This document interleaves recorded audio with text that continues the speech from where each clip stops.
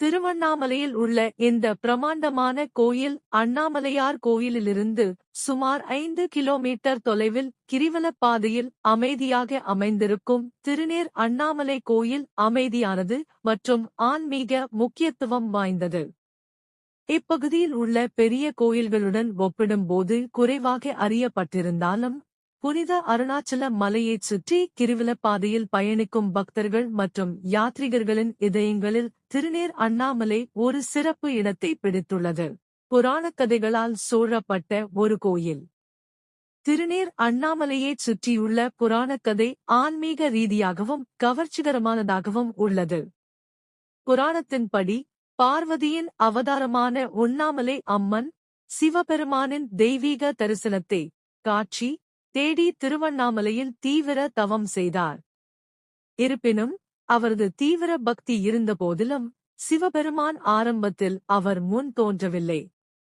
தடையின்றி உண்ணாமலை அம்மன் புனித அருணாசல மலையைச் சுற்றி வரத் தொடங்கினார். இது கிரிவலம் என்று அழைக்கப்படுகிறது.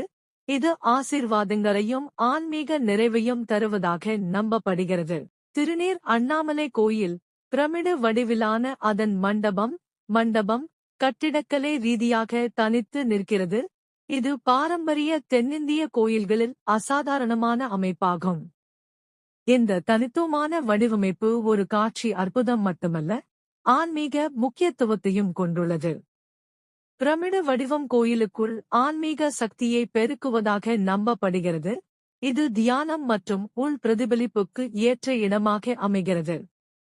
கோயில் வளாகத்திலிருந்து பக்தர்கள் முழு அருணாச்சல மலையின் பரந்த காட்சியைக் காணலாம்.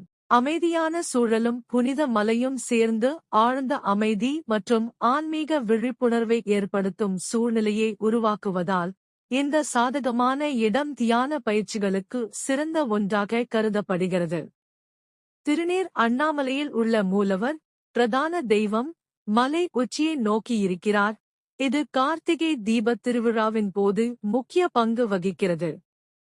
இந்த மங்களகரமான சந்தர்ப்பத்தில் மூலவருக்கும் மலை உச்சிக்கும் ஒரே நேரத்தில் தீபாராதனை விளக்கு வழிபாடு செய்யப்படுகிறது. இது பூமிக்குரிய மற்றும் தெய்வீக ஒற்றுமையை குறிக்கிறது. இந்த இரட்டை வழிபாடு கோயிலின் தனித்துவமான அம்சமாகும். மேலும் இந்த சடங்கோடு தொடர்புடைய சிறப்பு ஆசீர்வாதங்களை நாடும் பக்தர்களை ஈர்க்கிறது. திருநீர் அண்ணாமலை கோயிலும் மிகவும் முக்கியத்துவம் வாய்ந்தது. தமிழ் புத்தாண்டு தினத்தன்றும் ஆவணி மாதத்தின் ஒரு குறிப்பிட்ட நாளிலும் ஒரு பிரமிக்க வைக்கும் நிகழ்வு நிகழ்கிறது. சூரிய கதிர்கள்